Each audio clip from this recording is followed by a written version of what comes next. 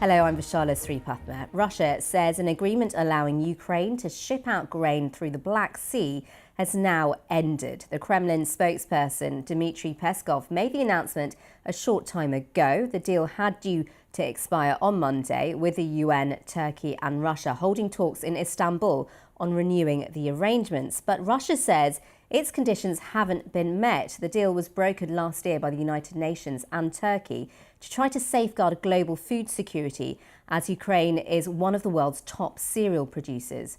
Well, joining us now in Riga is Sergei Goroshenko from our BBC Russian service. Thanks for joining us, Sergei. What's the latest on this? What do we know?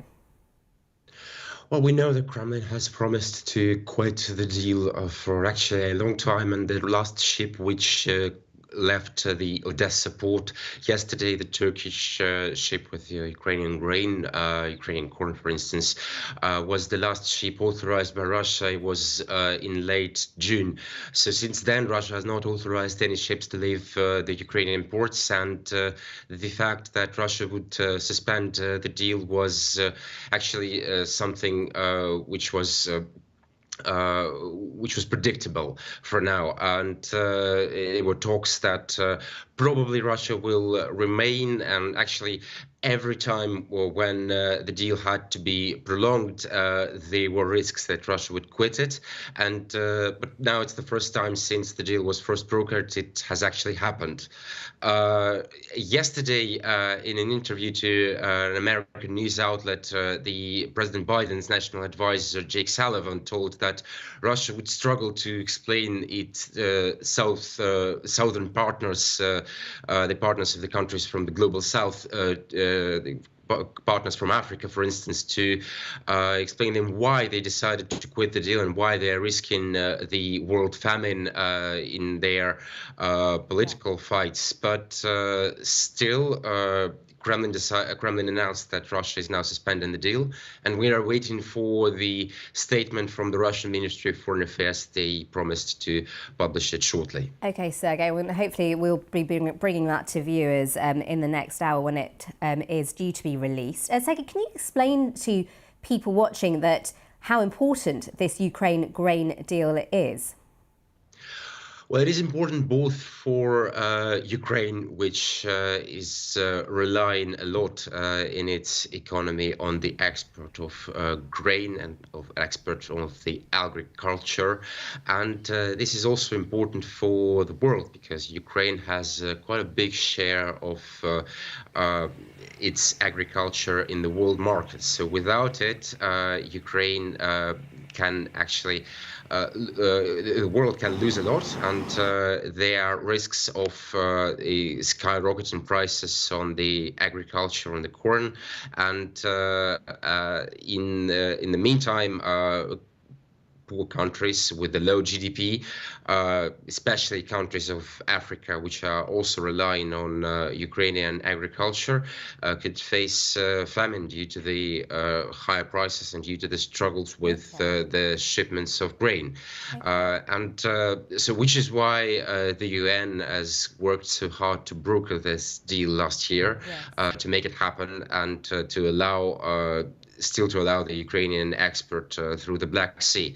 And Russia, which is also sharing the Black Sea and which is fighting a war with Ukraine, allowed this deal, but in exchange of allowing their agriculture to be shipped as well. And since the deal has been brokered, Russia has complained a lot that the terms and conditions of the deal, especially those in favor of Russia, has not been met. And which is why they finally decided to quit it now. Okay, Sergei, thank you very much for that update. Sergei Goroshenko from our Russian service in Riga there. So he explained the importance of that Ukraine grain deal. We can go live now to Odessa, to a member of the Ukrainian parliament representing the port city, Alexei Goroshenko. Thank you very much for joining us. Now, Odessa, a really crucial part of this deal and a really important port city.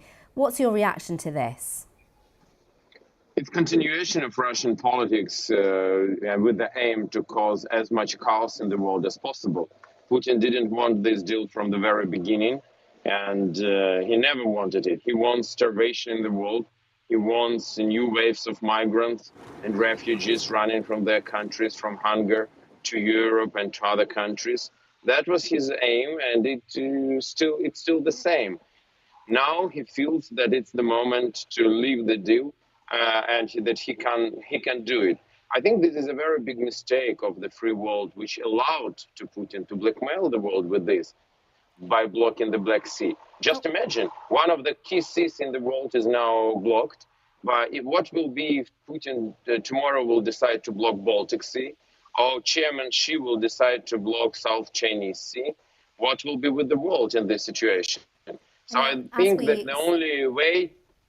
Alexei, sorry to interrupt there, but I was just explaining the importance of Odessa in terms of this deal. What is the situation right now where you are? The situation in the city right now is calm. Port is empty because, yes, the last ship left yesterday. But the whole last month, there were just several ships. So it was clear that Russia is doing everything to kill the deal. What they try now to do finally.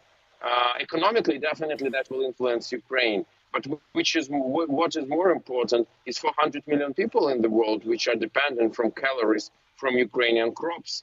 And we can say that Russia is killing thousands in Ukraine by this war. But really tens of thousands can be killed by hunger, and were killed by hunger when last year Ukrainian agricultural export was blocked, and now it is again mainly blocked.